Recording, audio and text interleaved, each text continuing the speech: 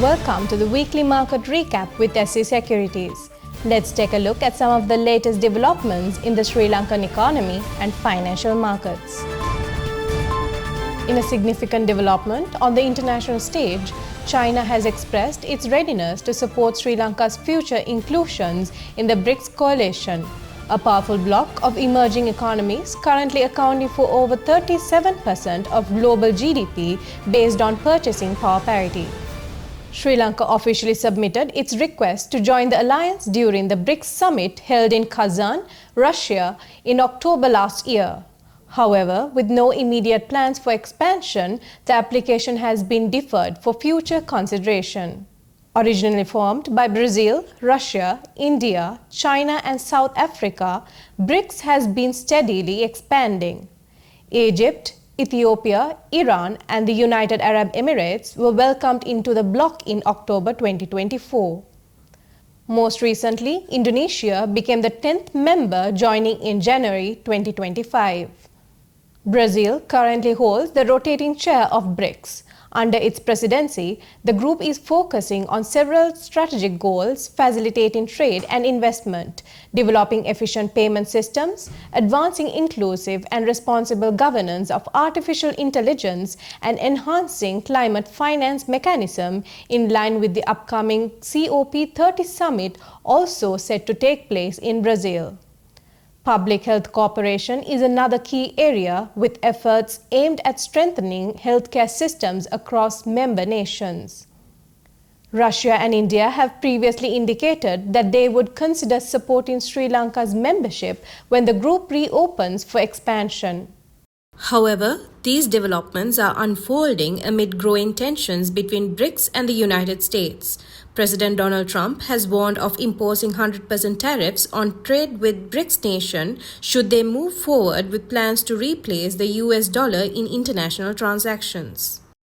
Amid these global shifts, Sri Lanka is also engaged in negotiations with the United States, seeking relief from the impact of any reciprocal trade tariffs that may arise. Sri Lanka's deflationary trend, which began easing in March this year, has continued into April, aligning closely with near-term projections by the Central Bank of Sri Lanka. According to the central bank, headline inflation, measured by the year-on-year change in the Colombo Consumer Price Index, recorded a slower rate of deflation at 2.0% in April 2025. This marks a slight improvement from 2.6% deflation observed in March. Breaking it down further, non-food deflation eased to 3.6% year-on-year in April compared to 4.1% in March.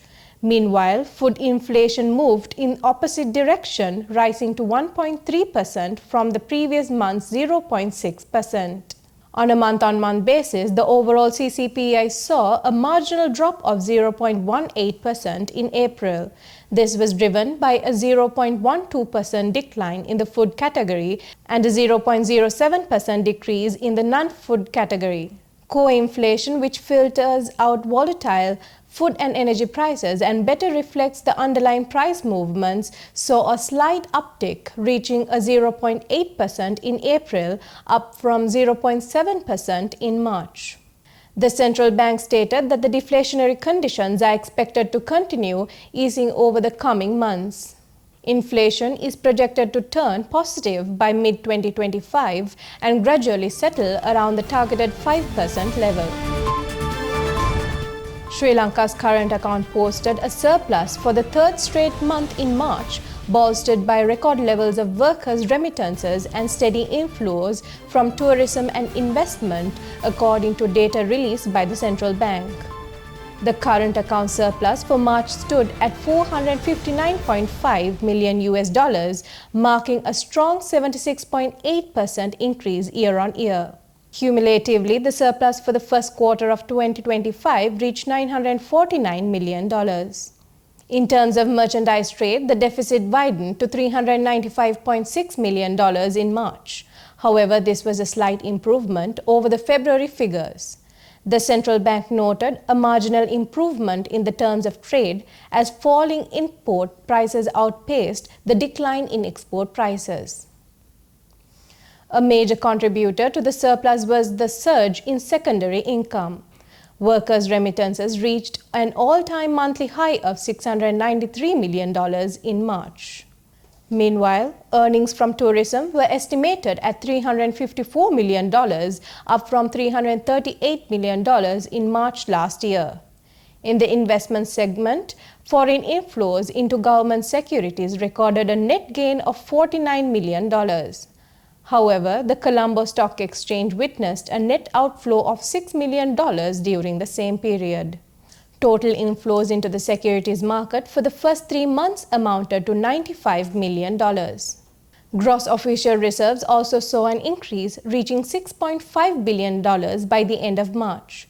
This improvement was supported by the receipt of the 4th tranche under the IMF's Extended Fund Facility, along with net foreign exchange purchases of $402 million from the domestic market.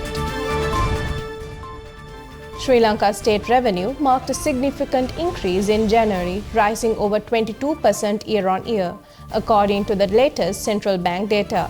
The government collected 346.58 billion rupees in revenue during the month, up from 283.13 billion rupees recorded in January 2024.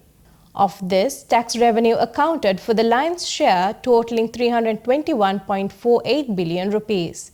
That's a 24.8% increase year-on-year, reflecting stronger tax collection efforts.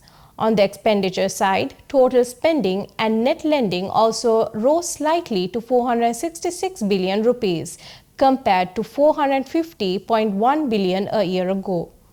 Despite the uptick in expenses, the Treasury recorded a healthy primary surplus of 119 billion rupees, an improvement of nearly 69% from the same month last year. The overall budget deficit narrowed as well, down to 119.4 billion rupees in January from 166.9 billion a year earlier. Net domestic financing also declined to 130.3 billion rupees, while foreign financing saw a net repayment of 10.9 billion rupees, similar to last year. Meanwhile, the International Monetary Fund has stressed the need for Sri Lanka to sustain revenue mobilization and maintain prudent budget execution, particularly in light of global uncertainties. The IMF also noted that reforms such as restoring cost-reflective electricity pricing and designing a clear tax exemption framework are critical to reducing fiscal risk. Sri Lanka's worker remittances soared to a historic high in March, offering crucial support to the country's external finances. According to the central bank, remittances rose by 21.1% year-on-year, reaching $693 million, the highest monthly inflow ever recorded for March. For the first quarter of 2025, cumulative remittances amounted to $1.81 billion, reflecting an 18.1% increase compared to the same period last year. The rise is largely attributed to increased labor migration, especially to the Middle East and Europe, as well as tighter measures against illegal money transfers. Despite these positive trends, some concerns remain. Outflows through personal transfers increased by nearly 28%, signaling high overseas spending by Sri Lankans. And although gross official reserves rose to $6.5 billion by the end of March, the Sri Lankan rupee has depreciated by 2.3% against the US dollar so far this year, highlighting continued pressure on the foreign exchange front. Economists suggest that maintaining this growth momentum will require stronger policy efforts to encourage formal remittance channels and enhance welfare programs for migrant workers. With remittances making up nearly 80% of Sri Lanka's secondary income inflows, their stability remains vital for long-term economic recovery. Let's take a look at this week's Treasury-bill auction results. With the recent Treasury-bill auction, the 91-day T-bill rate stands at 7.65%, up by 3 basis points. The 182-day T-bill rate stands at 7.97%, down by 1 basis point, and the 1-year T-bill rate stands at 8.30%, showing up by 1 basis point compared to the previous week.